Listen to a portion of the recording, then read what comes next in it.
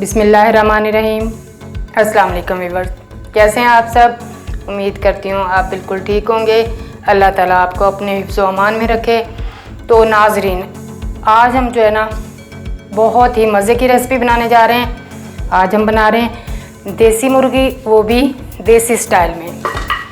सबसे पहले कढ़ाई में गोश्त ऐड कर देंगे जो हमने 1 kg ले लिया है। 2 मीडियम साइज़ के प्याज कट करके ये डाल देंगे। थोड़ा सा कटा हुआ लहसुन ये डाल देंगे। चूल्हा ऑन कर देते हैं।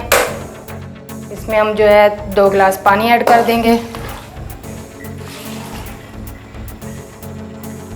पानी डाल के थोड़ा सा इसको मिक्स करते हैं। थोड़ा सा नमक इसमें ऐड कर देते हैं।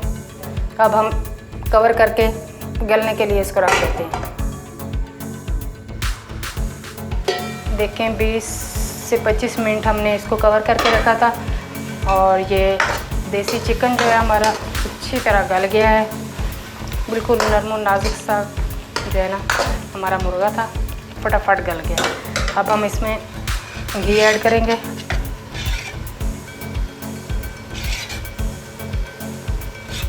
चार से 5 चम्मच टमाटर ऐड कर दें। 2 छोटे टमाटर लेके कट कर लिए थे। 3 छोटी सी सब्ज़ मिर्चें इनको डाल दें और 1 चम्मच हल्दी का, 1 चम्मच कुटी हुई लाल मिर्च, थोड़ा सा कुटा हुआ गरम मसाला और 1 चम्मच पिसा हुआ धनिया।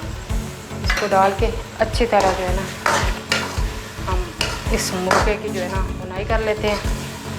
फिर आप देखिएगा कितना मज़े का टेस्टी जो सालन बनता है।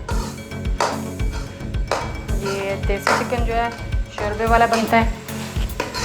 हम भी आज ये शोरबे वाले बनाएंगे।